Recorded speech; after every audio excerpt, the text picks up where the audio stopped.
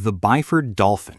The Byford Dolphin was a semi-submersible oil drilling rig operating in the waters of the North Sea when it became the setting for the most violent decompression accident in commercial diving history.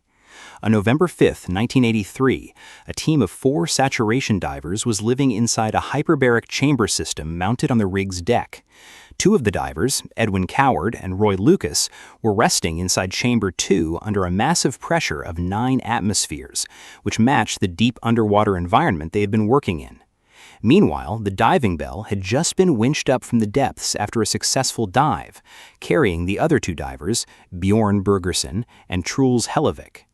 The bell was successfully joined to a short connecting passage known as the trunk, which linked it directly to Chamber 1. Under normal safety procedures, the diving bell's hatch door should be closed and sealed tightly, and the inner chamber doors must be securely locked before anyone touches the external clamps connecting the system. Once everything is sealed, the trunk is slowly depressurized to a normal surface pressure of 1 atmosphere, allowing the bell to be safely disconnected. However, on this morning, a critical sequence of errors occurred. Before Hellevik could completely close the interior hatch door, a dive tender on the outside opened the heavy clamping mechanism that kept the trunk sealed. This mistake instantly triggered an explosive decompression.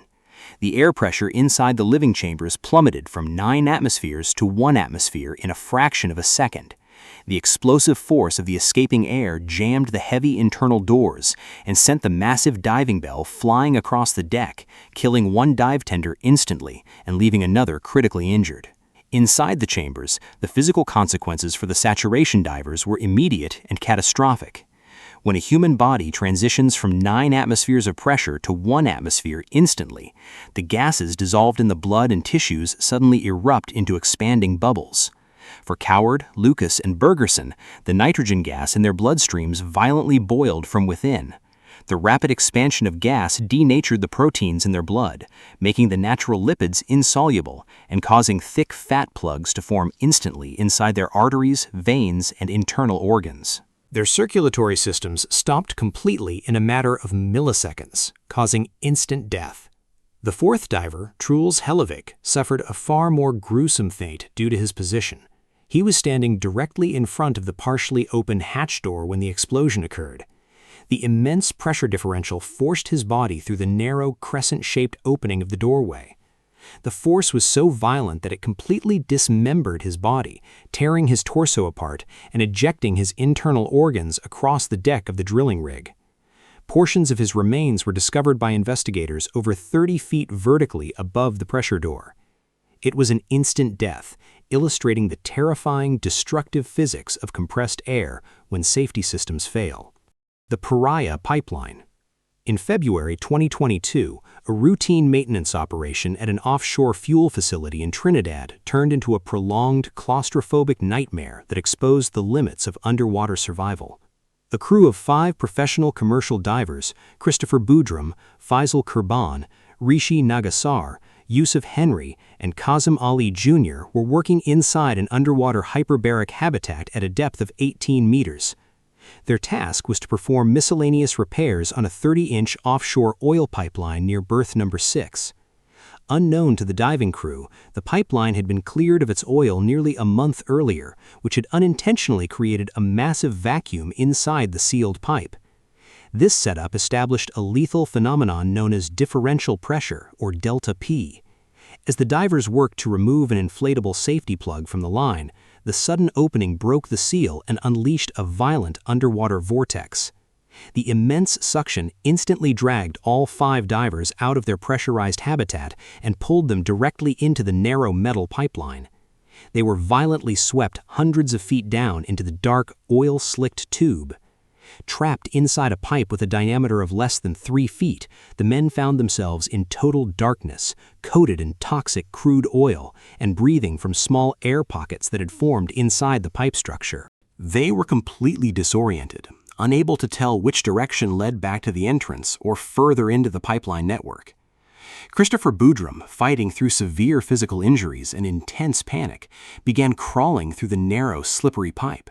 He dragged himself through the sludge for nearly 3 hours, desperately seeking an exit, until he reached an area close to the pipeline's entrance where an external diver was able to pull him out.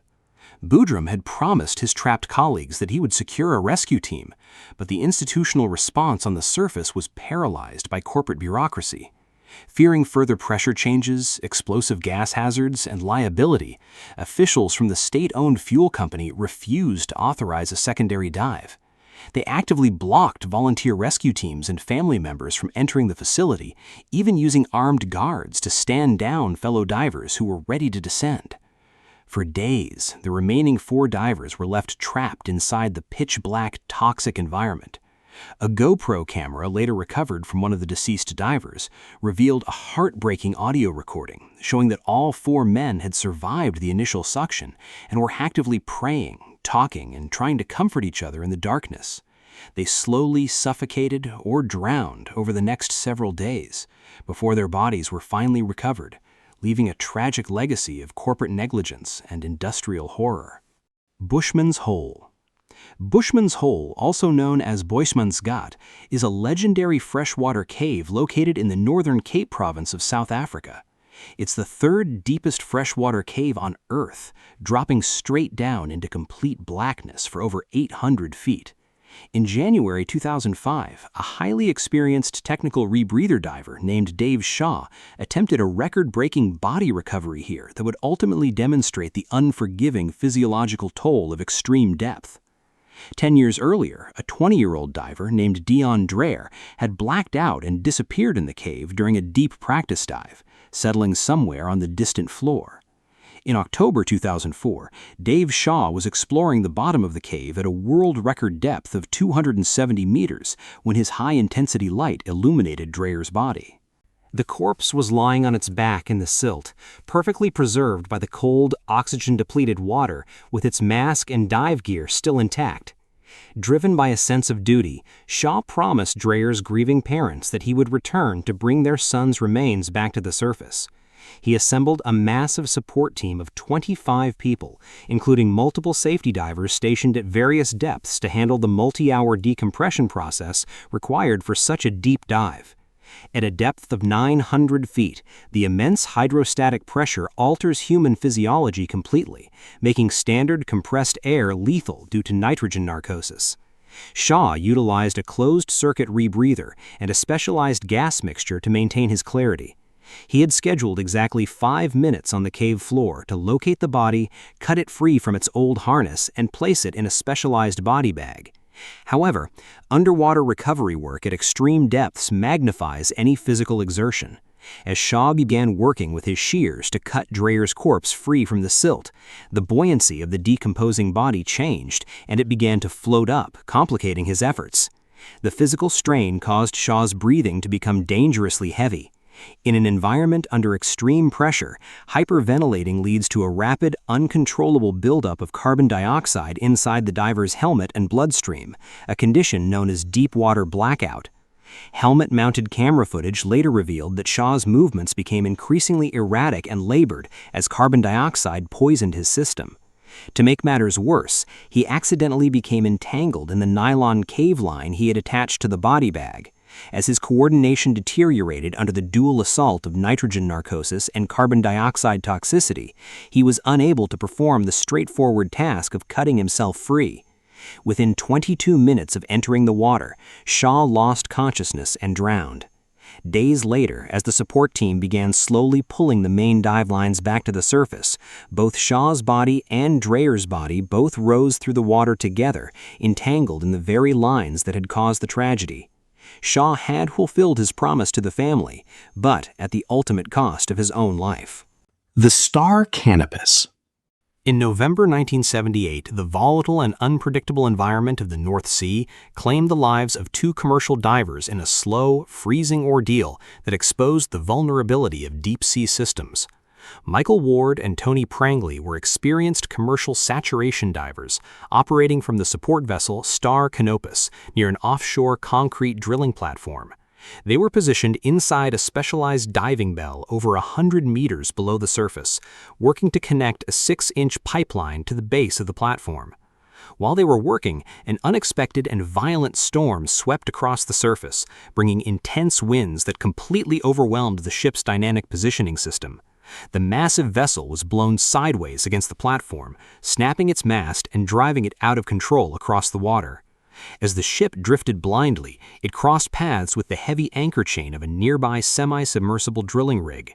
The thick metal chain struck the diving bell's surface connections with immense force, instantly severing the main lift wire, the guide wires, and the critical life support umbilical.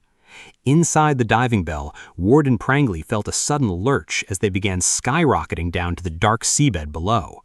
Although both divers survived the initial fall to the bottom, they were left entirely cut off from the surface.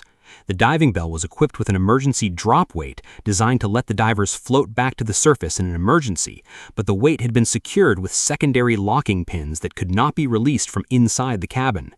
Without the life support umbilical, their supply of heated surface water ceased instantly, and the internal temperature of the metal bell plunged toward the freezing point of the North Sea. For over 13 hours, the two men huddled together in pitch darkness, breathing from limited emergency oxygen cylinders while severe hypothermia slowly set in. Despite multiple rescue vessels rushing to the scene to locate the severed bell, the extreme weather hindered their efforts. By the time rescuers finally located the bell and hauled it back to the surface, both Ward and Prangley had succumbed to the combination of freezing temperatures and lack of air, proving that in the deep ocean, the failure of surface support is an absolute death sentence.